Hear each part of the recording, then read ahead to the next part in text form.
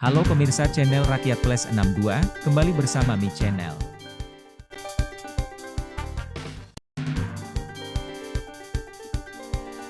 Tidak pernah ada tawaran capres. Tidak pernah ada Tidak tawaran pernah ada capres tawaran dari Pak Prabowo. Ya. Tapi dari pihak-pihak lain ada beberapa tawaran capres ke Anda, Mas Anies. Dan pada semua saya katakan, saya tidak ingin menjadi bagian dari orang-orang yang mengkhianati Pak Prabowo. Saya sampaikan pada semua. Tidak. Begitu Pilpres selesai, saya bertemu dengan Pak Prabowo dan saya sampaikan kepada Pak Prabowo, saya sampaikan pertama, mission accomplished. Tugas yang dititipkan kepada saya untuk di Jakarta dari PKS, dari Gerindra telah saya laksanakan dan alhamdulillah mission accomplished. That's report number one. Laporan nomor kedua, saya sampaikan kepada Pak Prabowo, Gubernur Jakarta akan selalu dapat perhatian. Aneh kalau kita bilang, oh kaget dapat perhatian. Tidak, Gubernur Jakarta itu sudah dapat perhatian. Karena itu saya sampaikan kepada Pak Prabowo dari sekarang. Ini masih setahun yang lalu. Pak Prabowo, I will not intercept on your candidacy. Saya tidak akan memotong proses pencalonan Pak Prabowo dan proses kampanye Pak Prabowo. Dan komitmen itu saya pegang. Siapapun yang bertemu dengan saya, mendiskusikan soal ini, selalu saya katakan bahwa saya memiliki komitmen dengan Pak Prabowo. Tidak ada yang tahu kecuali saya dan Pak Prabowo. Tidak ada yang tahu. Yang lain dengar ceritanya aja. Jadi Mas Anies, Anda mengiyakan bahwa memang tawaran-tawaran maju itu berdatangan? Berdatangan, tapi saya selalu katakan pada semua, meskipun tidak ada saksi dalam pertemuan itu, tapi kata-kata saya diingat oleh Pak Prabowo dan diketahui tentu oleh banyak orang. Saya sampaikan kepada semua, saya pegang itu. Jadi, ketika ada yang datang mendiskusikan, saya sampaikan, selama ini ada Pak Prabowo, saya tidak mau memikirkan, not even thinking. Saya boleh tanya Mas, yang datang mendiskusikan, mengajak Anda untuk menjadi calon presiden juga itu?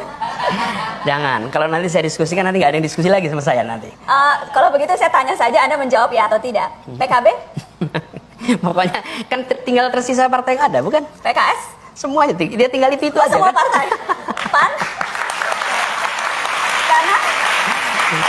Karena saya ingat minggu lalu ketika Mata Najwa membahas kejutan 2019, wacana soal poros ketiga itu sangat kuat mengemuka sampai detik-detik terakhir. Dan saya ingin konfirmasi juga, bukan hanya partai tapi juga ormas kan? Karena saya tahu Anda pernah bertemu dengan PBNU. Dari mana? Ada informasi saya, Mas.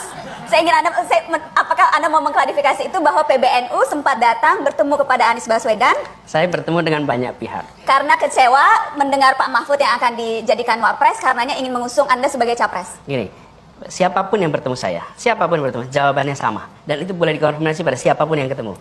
Saya sampaikan, saya memiliki komitmen dan saya tidak ingin dicatat sebagai pengkhianat. Apalagi, saya ini menjadi gubernur Jakarta itu dipromosikan, promotornya itu Pak Prabowo, Gerindra dan PKS. Dan saya ini bukan dari kubu Pak Prabowo dan PKS. Saya ini juru bicaranya Pak Jokowi. Saya adalah menteri di sana.